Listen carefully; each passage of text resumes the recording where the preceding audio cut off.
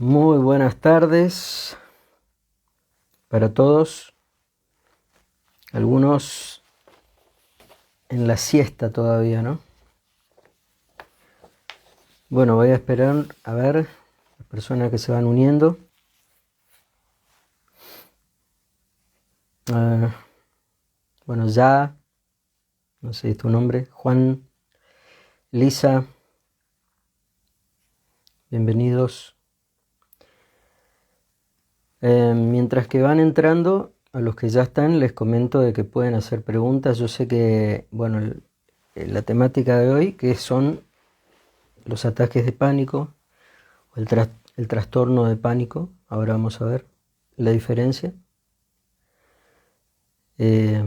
Bueno, pueden estar sufriéndolo, haber sufrido alguno de ustedes, algún ser querido.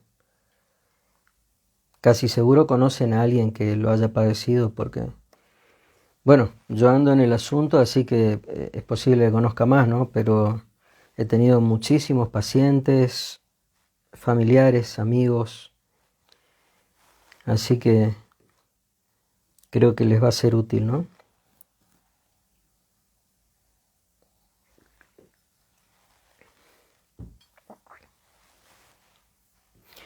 ¿Alguien me puede avisar si se me escucha bien? Leonardo, bienvenido. Antonia, bienvenida. Bueno, como suelo decir, si nadie me dice que no se escucha, se debe escuchar. Fernanda, bienvenida.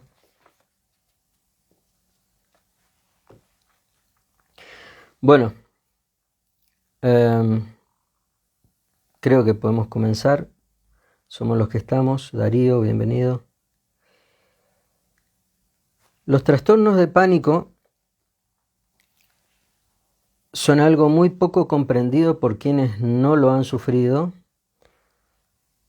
y al menos si uno no es profesional, ¿no? Porque es una sensación de desesperación que tiene ciertas características. Los ataques de pánico están concebido dentro de lo que entendemos por ataques de ansiedad o por trastornos de ansiedad, ¿sí? ¿Se me escucha bien? Gracias. ¿Sí? Ustedes van a ver en algunos lugares seguramente EP y PA, ¿no? Esas letras vienen del inglés episodios de pánico o ataques de pánico, ¿no? Panic attack. Yo me acuerdo que, bueno, yo conocí esto hace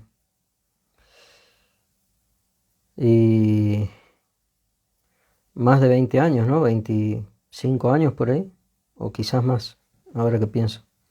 Era chiquito, ¿sí? Cuando conocí. Y bueno, la cuestión es que esto se empezaba a conocer en esa época, por lo menos con este nombre, ¿sí? Alejandro, bienvenido. Sergio.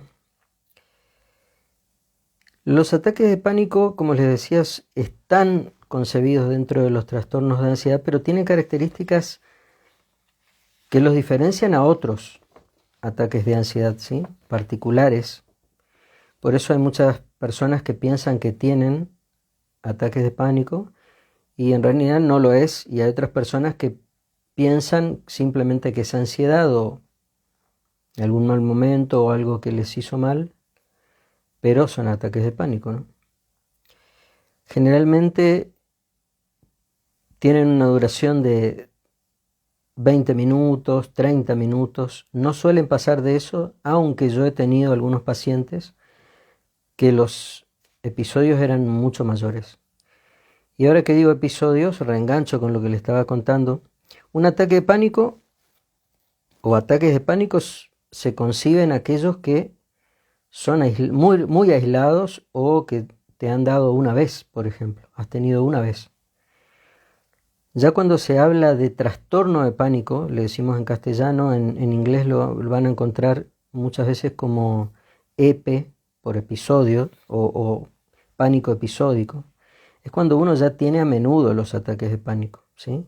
Se dice que por lo menos 2 en un mes, pero generalmente son más seguidos los ataques de pánico, ¿sí? Se suelen dar en una edad que está entre los 25 y los 35 años, pero he conocido chiquitos que tienen ataques de pánico o han tenido un ataque de pánico. Y gente mayor también de 35 que antes no los tuvieron y los empezaron a tener, ¿sí? Pero esa es la edad más frecuente, ¿sí? A ver, yo me hice una listita acá para no olvidarme de alguno de los puntos fundamentales que uno tiene que cumplir por lo menos 4 de estos puntos, generalmente cumple más, ¿sí? Generalmente cumple la mayoría, pero por lo menos 4 de estos puntos que yo les voy a mencionar son los que tienen que cumplir para decir que uno tiene un ataque de pánico, ¿sí?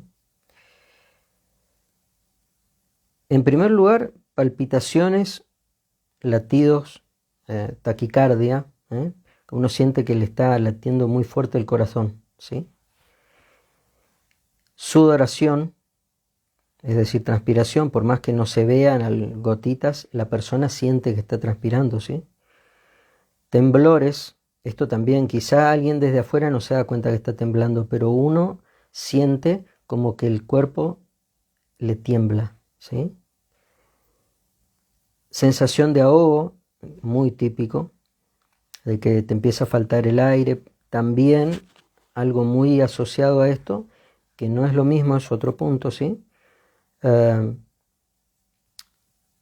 el dolor o las molestias precordiales o torácicas, ¿sí? En donde uno siente un malestar muy grande en el medio acá del pecho, ¿sí? Y yo creo que esa es una de las características, no sé si decir fundamentales, pero sí que tienen más peso en sentir que uno se está muriendo, ¿sí? Que esto de sensación de muerte está puesto como último punto, pero en realidad es una consecuencia de todas las cosas que estamos nombrando, ¿no? Náuseas, molestias abdominales, mareos, inestabilidad, sensación de desmayo. Esto, por ejemplo, a veces se suele confundir con otros tipos de ataques de ansiedad o con algunas fobias que también tiene esto. Por eso es que todos estos puntos estamos nombrándolos para que sepan de que se tienen que dar varios juntos para que sea un ataque de pánico, ¿sí? Escalofríos o bochornos, ¿sí? O sensación de calor. Parestesias, que son cuando uno tiene un hormigueo en el cuerpo o un entumecimiento. Desrealización es cuando uno siente como que uno no está en su propio cuerpo, que se está alejando, ¿sí? Uno está acostumbrado ya a sentirse uno dentro de su cuerpo, pero esto requiere también un esfuerzo psíquico, ¿sí? Como está dado de tan pronta edad, uno lo naturaliza, pero a veces hay algo que desregula el funcionamiento de nuestro cuerpo y de nuestra psiquis, en ese caso empatados, ¿no? Y uno se siente como que está fuera de su cuerpo o invadiendo un cuerpo en un lugar que lo está conteniendo, algo quizá un poco difícil de explicar para quien no lo vivió, ¿no? Esta sensación se suele tener también en otras situaciones que no son ataques de pánico. Gente que piensa que está medio dormida y piensa que salió de su cuerpo. Personas que logran a propósito esto y sienten menos dolor, por ejemplo, ya con prácticas. Bueno, seguimos. El miedo a perder el control o a enloquecer también para mí es como una consecuencia, ¿sí? Porque la sensación esta es tan extraña, tan rara, que uno empieza a pensar, me estoy quedando loco o me voy a morir, ¿sí? Esto en general se da por una desregulación hormonal, ¿sí? Yo no me voy a meter en eso porque no soy médico, preferiría que un médico eso les aclare, pero hay hormonas que nos dan tranquilidad y hormonas que nos preparan para la lucha o para la huida. Y esto, al estar desregulado, es como que uno siente poca energía exterior y mucha energía interior. Algo así es la sensación. Entonces eso es algo muy parecido como se da en todo el cuerpo, prácticamente uno lo siente, y tan repentino es esto que uno piensa que se está por morir, ¿no? Fíjense que son lugares vitales los que afectan. El corazón, la respiración, ¿sí? Esto de tener temblor, de empezar a sudar, no es frecuente, ¿no? Y los ataques de pánico no son esperados. Por las personas que les agarra por primera vez, mucho menos. Pero a veces uno, por más que ya haya tenido, esto es repentino, ¿sí? Uno no sabe cuándo le va a agarrar. Y yo creo que por más que no esté en estos puntos están prácticamente iguales en el, ¿no?, en un manual de psiquiatría que se ocupa para saber todos los trastornos o para dar una nomenclatura de los trastornos que se llama DSM. Se ocupa el 5 ahora. Los psicólogos ocupamos más algunos que otros, pero ocupamos para saber también comunicarnos con los psiquiatras. Para mí es bastante útil, pero seguían los síntomas, ¿sí? En eso la psiquiatría se diferencia bastante con la psicología, aunque depende mucho del psicólogo, depende mucho del psiquiatra, ¿sí?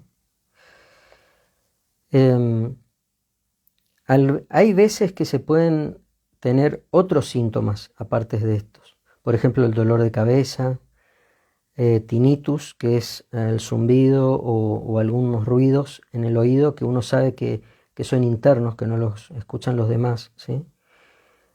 Puede haber llantos de la persona que está sufriendo los ataques de pánico, hasta llegar a gritar, pero estas cosas no se las suele incluir en los puntos como para sumar a 4. ¿Está? Leandro, bienvenido. Claudia, bueno, conocidos, y cuñado, Leandro. Un abrazo grande, Leandro. Lo tengo en Brasil, está lejos siempre. Para mí lo tengo cerca en el corazón, pero casi siempre estamos lejos, ¿no? Cuando los ataques de pánico se dan en un mes o más, como les decía, cuando uno tiene cierta frecuencia, se suele decir que en un mes a veces se espera que uno tenga 3 o 4, eso es lo más general, ¿sí?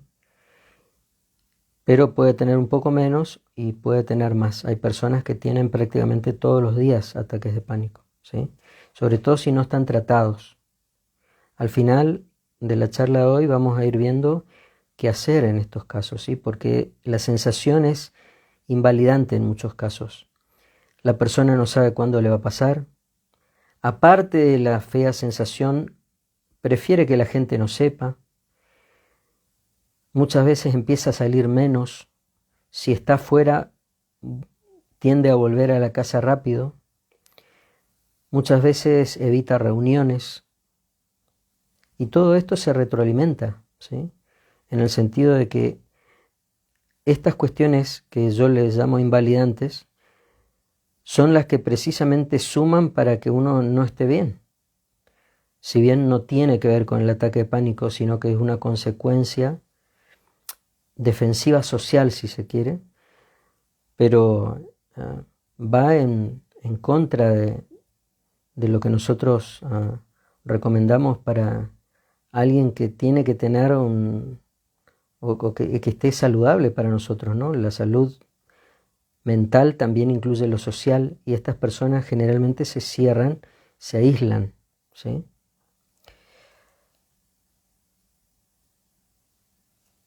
Y una de las cosas peores que tienen los ataques de pánico es como que uno vive con miedo a que le vuelva a agarrar, digamos, volver a tener otro ataque, ¿sí? Yo a mis pacientes les suelo decir, en serio les digo, pero a veces le pongo un poquito de tono de broma porque es tan bravo el tema, que intentamos pasarlo lo mejor posible, ¿no? Pero les digo de que no se preocupen, que si tienen un ataque de pánico, a mí como profesional me sirve. Así que si no tiene, mejor. Y si tiene, mejor también para mí, porque también podemos ir pesquisando, investigando, agarrando el hilo, la punta del hilo del carretel, digamos, y estirarlo para ver de dónde viene esto. En general, acá viene algo muy personal, profesional, pero personal. Porque en general se dice que no se sabe por qué vienen los ataques de pánico. Yo tengo mi teoría fundamentada por los casos que he atendido, un montón de casos, he tenido muchos pacientes con ataques de pánico, todos mejoraron, de mis pacientes, todos mejoraron. Les digo esto para que sepan de que tiene solución, bien tratado, bien seguido el tratamiento, ¿sí? Acá hace falta un buen psicólogo. Yo cuando digo psicólogo, estoy queriendo decir psicólogo o psicóloga, ¿no es cierto? Que en realidad son muchos más, ¿no? Psiquiatras, un buen psiquiatra y un buen paciente. Esas tres cosas no tienen que faltar.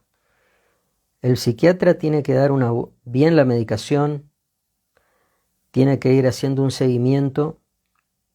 En este caso, o por lo menos como yo lo encaro, no hace psicoterapia el psiquiatra, sino que hace una terapia con psicofármacos, pero necesita también escucharlo un poco al paciente, ver en qué momentos tiene, darle algunas recomendaciones de lo que puede hacer, ¿sí?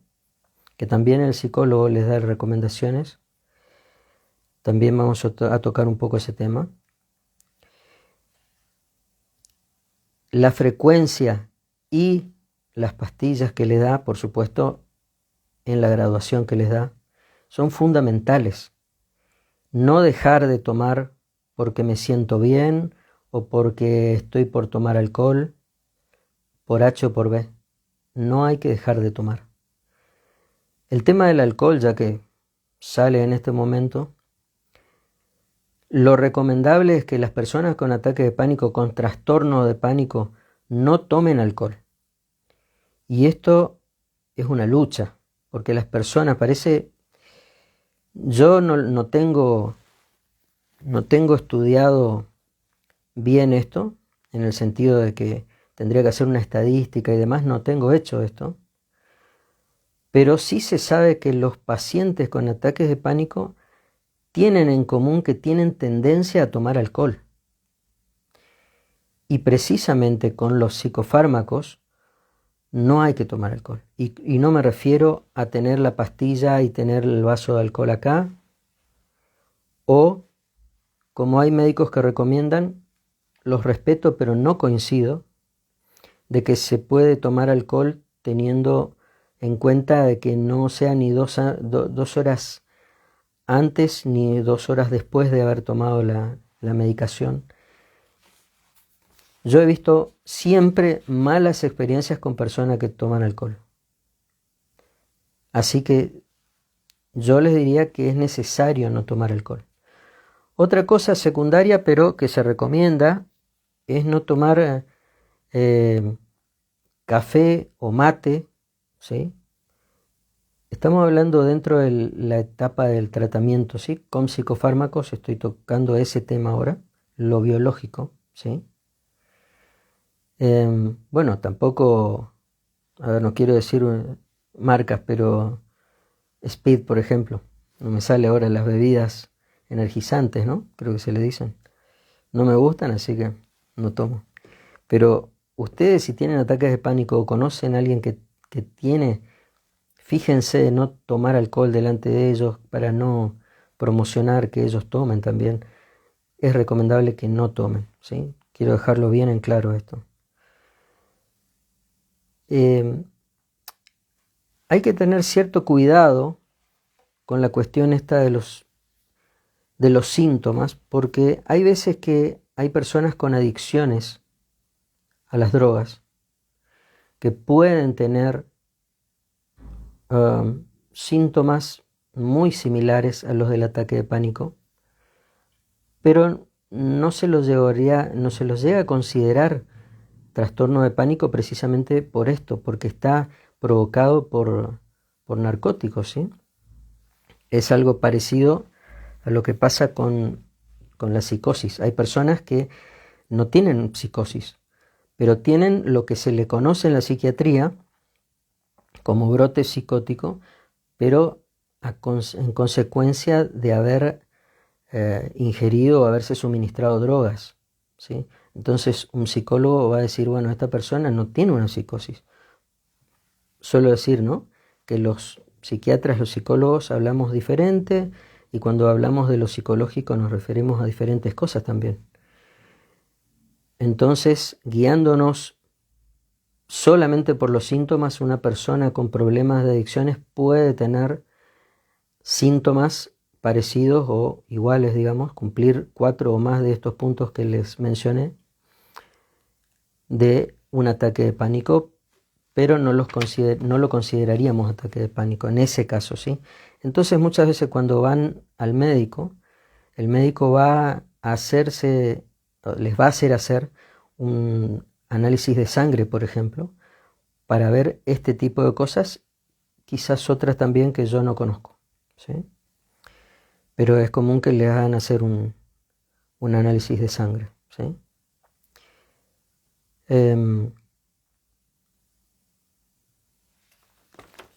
¿Qué hacer? Yo creo que una de las cosas más bravas tanto para un profesional como la ansiedad que le provoca a los pacientes su estado, en primer lugar es saber qué tienen, ¿no? Nosotros los psicólogos somos partidarios de no etiquetar, entonces generalmente no decimos tenés tal cosa, tenés otra. Son personas que están sufriendo, ¿sí? Pero es cierto que los diagnósticos tranquilizan. A las personas les tranquiliza de que uno les diga, bueno, tenés tal cosa, porque si no es como que pasan de médico en médico o de psicólogo en psicólogo viendo a ver qué tienen, por qué se sienten así, ¿sí? Los ataques de pánico son muy fáciles de diagnosticar, ¿sí? A menos que uno no tenga nada de experiencia en el asunto, pero si no, es muy fácil de identificar quién tiene ataques de pánico, quién tiene un trastorno de pánico, ¿sí? Pero después de saber qué tenemos, lo segundo, y lo que nos provoca a su vez también ansiedad, es saber qué podemos hacer para mejorar, para que eso se vaya, digamos, ¿sí? En nuestro lenguaje está mucho esto de que nos agarra, ¿no? Como si fuera algo exterior. Ahí uno ve cómo uno proyecta. Lo malo siempre viene de afuera y lo bueno de uno, ¿sí? Pero esto no es que te agarra, sino que es tu propio cuerpo reaccionando.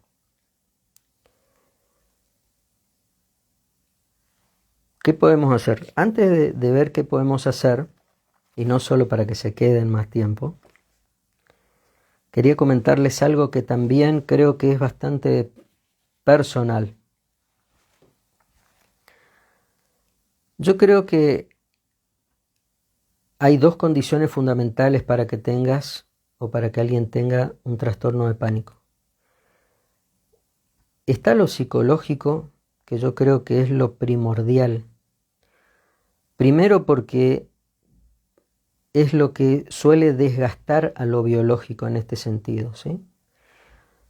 Uno tiene umbrales neurológicos. ¿Qué quiere decir un umbral neurológico?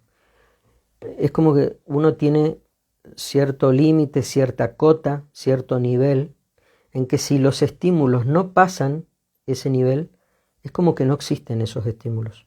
Uno no los siente, pasan de largo y no los sentimos.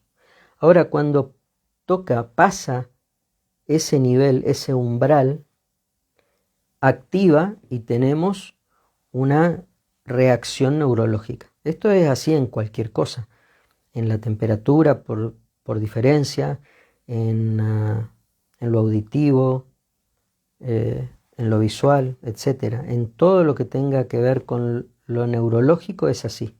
Uno tiene un umbral. Ahora, cuando uno complejiza un poco más esto, que ya va más a la esfera psicológica, cada vez que uno tiene alguna amenaza, o la siente uno como una amenaza, toca ese umbral y esto se va resintiendo. Es como que el umbral ese baja un poco.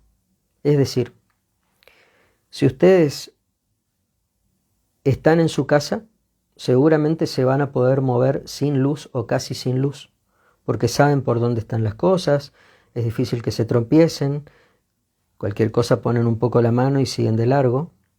Ahora, si uno está en un lugar desconocido, necesita un poco más de luz. Y si uno está en un lugar que aparte de desconocido, uno supone de que puede haber peligro, uno quiere que haya la mayor luz posible. Lo neurológico funciona similar en el sentido de que cuando uno ya ha tenido muchas veces un estímulo que produce disforia, ¿sí? Que produce malestar, que produce enfermedades, etc., ese umbral es como que baja. Necesita saber antes para defenderse, ¿sí? Esta es una explicación que yo le hago de una manera para que se entienda. La cuestión es que este sistema neurológico, el sistema nervioso, queda resentido. Por esto, especialmente, hay que tratarlo desde la biología, desde la medicina. ¿Sí? Les suelo decir a mis pacientes un ejemplo muy simple y por tanto fácil de entender, que los nervios son como calles. Cuando pasan muchos autos, cuando pasan a veces tránsito pesado que no está preparada la calle para eso, la calle se empieza a deformar. Pasan camiones o pasan colectivos, buses, la calle se empieza a deformar y tienen que venir a arreglarla a la calle. Hasta que la calle no está bien derecha y bien fortalecida, no debería pasar tránsito por ahí. Hay que tener cuidado. Así también son los tratamientos con psicofármacos. Vienen a compensar, a arreglar partes de las neuronas, de los nervios que han quedado resentidos y no están funcionando bien. Tenemos que lograr que funcionen bien, que sea una buena plataforma para después poder afrontar otro tipo de cosas, ¿sí? Ahora, ¿por qué decía lo psicológico? Porque a la gente que tiene ataques de pánico, a mi manera de ver, sí o sí le tiene que haber pasado algo. Les tuvieron que pasar cosas para que eso esté resentido, ¿sí? Para que tenga ciertas reacciones, ciertos temores y demás, que en algún momento va a quedar más disfuncional de lo que era. Entonces, en vez de tener uno una actitud defensiva cuando se presenta un peligro, se va a presentar en un momento que no presenta ningún peligro. Es decir, lo defensivo va a venir, ¿no? Cuando no hay ningún peligro. Puede ser yendo a comprar algo en el supermercado, puede ser yendo al trabajo, puede ser a cierta hora del día. Hay patrones, y esos patrones son los disparadores, que también podemos decir que son psicológicos. ¿Se entiende dónde está el juego entre las dos cosas? Lo psicológico interviene en haber sido el principal medio de desgaste de lo neurológico. Lo biológico es eso que está desregulado, que reacciona ante estímulos que no tendría que reaccionar y en un nivel que no es normal que reaccione. Normal para una persona que está bien y que no haya pasado por eso. Y nuevamente lo psicológico que funciona de disparador para que vuelvas a tener un ataque de pánico, ¿sí? Ahora vamos a ver qué hacer. Si tienen preguntas, pueden ponerlo. Si tienen comentarios, también pueden ir poniéndolos. En primer lugar, lo que tenemos que hacer es ir a consultar con un psiquiatra o con un psicólogo, y digo o en el sentido de que puede ser cualquiera de los dos primeros, pero sí o sí hay que hacer un tratamiento con ambos, ¿sí? El psicólogo va a hacer diferentes cosas, puede hacer, depende del psicólogo, ¿no? Hay psicólogos cognitivos conductuales, ¿habrán escuchado hablar de esto? Es una línea terapéutica. Yo uso lo cognitivo-conductual, pero para que la persona vaya sobrellevando la situación. Es decir, me parece a mí, acá también entra mi opinión, que no es para atacar el fondo de la cuestión. Y para ver qué pasó en el fondo, creo yo que hace falta, y es lo que yo ocupo, el psicoanálisis. Yo encuentro asociaciones, encuentro la raíz en las personas que tienen ataques de pánico como en otras situaciones disfóricas, para no decir patologías, ¿sí? Alguna vez vamos a hablar de esto, pero los psicólogos no solemos tomar en cuenta esto de la patología porque pensamos de que si uno llegó a ese estado por algo, entonces no es una patología, es una consecuencia. No es esperable para el que no conoce de tu vida, para el que no está ahí, pero si no, es la salida normal, digamos. ¿Estamos? Ir a un psicólogo no quiere decir caer en un buen psicólogo. Ir a un psiquiatra no quiere decir pegarle al psiquiatra que es para vos o bueno. Buenos profesionales cuesta encontrar en cualquier ámbito, a mi entender.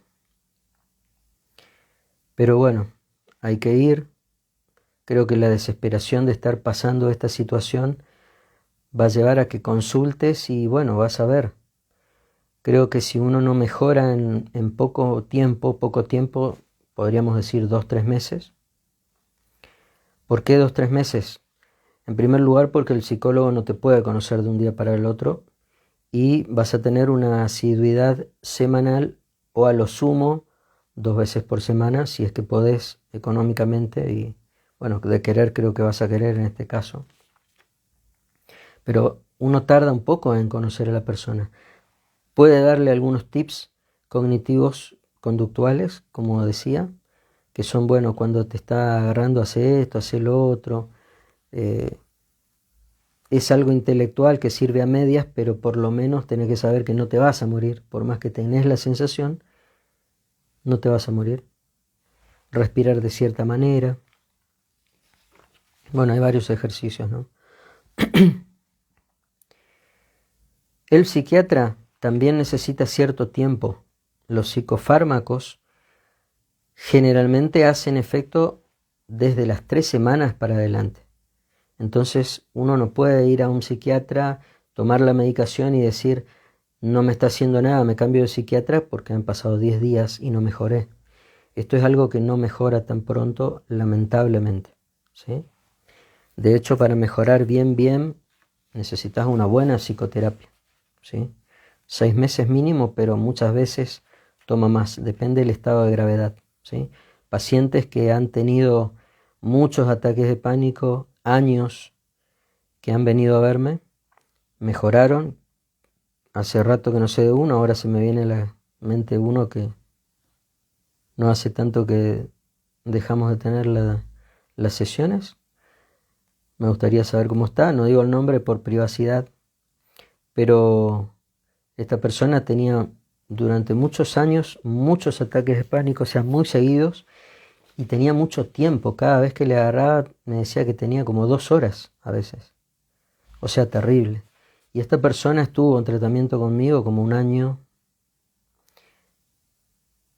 Sí, quizá, no me acuerdo si un poquito más, pero por ahí. ¿Sí? Es decir, hace falta tiempo lamentablemente con esto. Buen paciente, antes que me olvide, ¿no? El paciente es necesario que haga las cosas que se le dicen, ¿sí? En cualquier situación, pero acá en los ataques de pánico mucho más. O sea, alguien que tiene un trastorno de pánico y sigue tomando alcohol, la terapia va a ser más dura porque hay que ver por qué sigue tomando alcohol. No es tema de ahora esto, pero entre paréntesis, las adicciones son consecuencias, no son causas. El problema es que esa consecuencia también es causa de ciertas otras cosas. Pero cuando uno las toma como causas, no va a salir de ahí. Las adicciones son consecuencias de cuestiones que hemos vivido, de reacciones, bueno, de cuestiones mucho más complejas. No sé si hay colegas, pero si hay colegas, podría hablarlo. Lo que pasa es que esto está orientado al público en general, ¿sí? Así que no vamos a ahondar ahí. No beber alcohol, comer en horarios regulares ayuda, según leí. Yo esto no lo abordo, pero como sé que es así, les suelo decir a los pacientes también, ¿no? No lo tengo probado de que tenga incidencia, pero según fuentes que yo respeto, es así, ¿sí? Comer en horarios regulares, esto quiere decir todos los días a la misma hora, ¿sí? Intentar hacer ejercicio regularmente, dormir lo suficiente, y acá hay otro tema. Uno muchas veces dice, bueno, yo no quiero tomar nada para dormir. Está perfecto, pero si intentamos con técnicas cognitivo-conductuales, si intentamos con cosas más naturales, como la melatonina, o con algunas hierbas, ya sea en infusión o en comprimidos, y no conciliás el sueño, no te podés dormir, o te dormís y te despertás pronto y no descansás bien, hay que hacer algo. O sea, es preferible tener que tomar psicofármacos y dormir. Psicofármacos o miorelajantes a veces también ayudan o son suficientes, depende de lo que esté causando, ¿no? Ese insomnio. Pero la cuestión es que el no dormir es causa y consecuencia de males. Así que acá tenemos que intentar dormir bien, ¿sí? En estas situaciones en particular. Como ya les dije, disminuir o evitar la mateína, la cafeína, ¿sí? Yo les agrego mateína porque es lo mismo, se encuentra en la yerba mate, pero es lo mismo. Yo les diría evitar, ¿sí? Sé que están mirando gente de Argentina especialmente, y seguramente de Paraguay, Chile, Uruguay, donde se toma mate, ¿no? Esto es algo muy cultural y cuesta, pero hay que intentar dejarlo, ¿sí? Y grupos de apoyo. Los grupos de apoyo son un tema, ¿sí? Hay personas que van a grupos de apoyo y estos grupos no están coordinados por un profesional, no están coordinados por un psicólogo. Los grupos, por algo se hace psicoterapia de grupo. Los grupos pueden ayudar, como pueden ser un paño de lágrimas y nada más. Y creo que ir a un grupo para lamentarse en grupo hasta puede ser contraproducente, de que pase mucho tiempo estos grupos de autoayuda, entre comillas, que no tienen coordinación profesional, suelen estar años y años, gente que perdió hijos, gente que tiene algunas cuestiones como ataques de pánico, gente con adicciones. Al final, muchas veces, para mí, son un gol en contra. ¿Qué les voy a decir? Así que está bien si el grupo es bueno y está bien coordinado y tal. Si no, no sé si tanto. Si sos una persona que está acompañando a alguien con ataque de pánico, vas a sentir impotencia. Tenés que saber que, en primer lugar, lo que vos podés hacer para ayudar es estar ahí. Que la otra persona sienta que lo acompañás, que la acompañás. Obviamente, si te dice que preferiría que te vayas o que estar un ratito solo, sola más bien, ¿no? De cada 3 personas que tienen trastorno de pánico, 2 son mujeres y un varón. Bueno, respetá. Obviamente puede tener reacciones de querer estar solo o de querer estar con vos, intermitentes, y bueno, hay que entender esta situación. Pero esta impotencia de que no puedes hacer nada va a estar, al principio por lo menos, porque no es lindo ver que alguien está teniendo un ataque de pánico. Es bravo también. Bueno, si sos familiar, si sos cónyuge o pareja, bueno, es bueno también que sepas que con un buen tratamiento pasa, se mejora. Yo diría la absoluta mayoría mejora, no digo todos porque según los manuales no todos. En mi experiencia todos mis pacientes han mejorado. Pero bueno, las otras personas no sé qué habrá pasado ahí, ¿no? Pero según los manuales, igualmente tenés todas las de ganar si haces un buen tratamiento, ¿sí?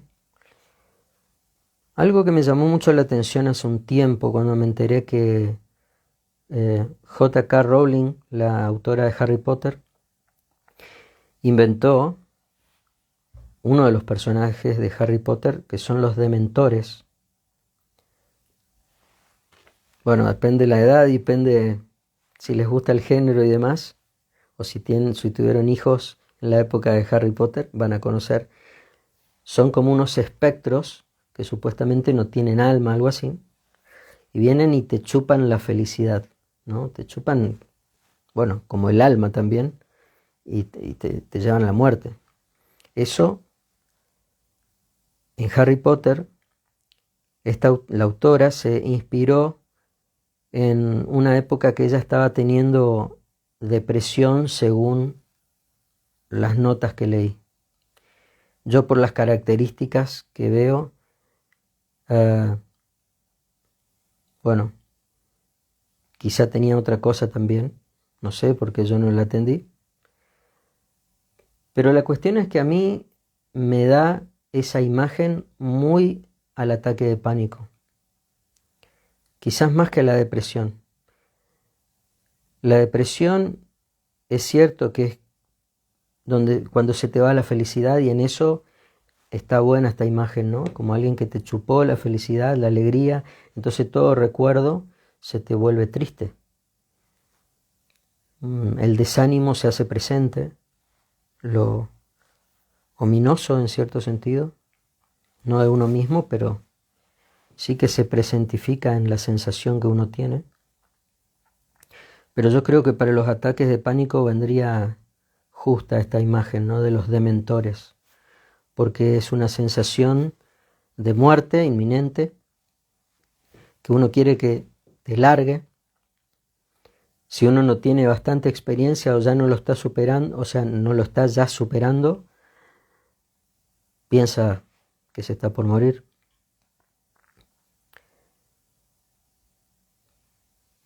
Yo me quedaría con esto que les decía. Si uno hace un buen tratamiento, pasa.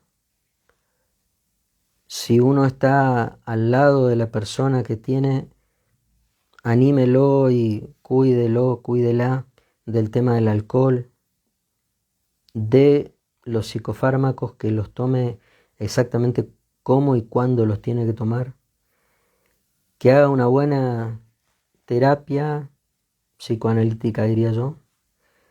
En este caso, bueno, yo juego para los integradores, yo soy psicólogo integrativo, ¿sí? Pero, ¿por qué en este caso? Uno no puede estar yendo a un psicólogo y a un psicoanalista al mismo tiempo. Entonces, en este caso, yo creo que los psicólogos integrativos son la mejor opción, ¿sí? Si no, yo diría que primero una terapia con un cognitivo-conductual, y cuando ya esté superado o prácticamente superado el asunto de los ataques de pánico, empezar a hacer análisis, ¿sí? Psicoanálisis, porque ahí seguramente van a surgir muchas cosas. Bueno, estamos más o menos en horario. Si alguien tiene alguna pregunta, algún comentario, espero unos segunditos. A ver, acá lo veo a Mariano, Olga, Hernán, Gaby, Josemo, José Carlos, Verónica, Vladimir, Coti,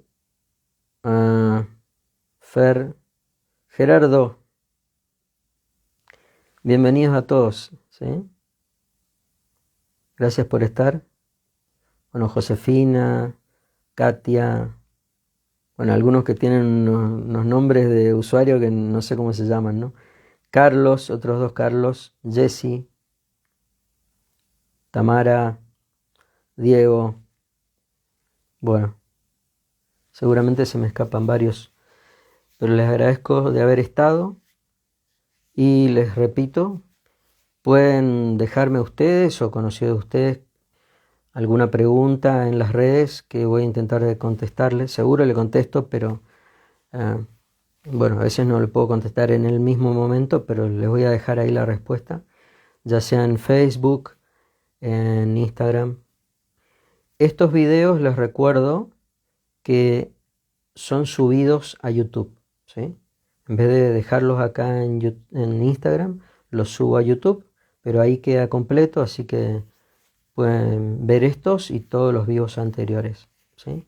Bueno, nuevamente les agradezco y espero que sigan pasando un lindo día. Adrián, bueno, bienvenido y ya nos estamos despidiendo, pero gracias por estar. Así que bueno, a todos un saludo. Chao.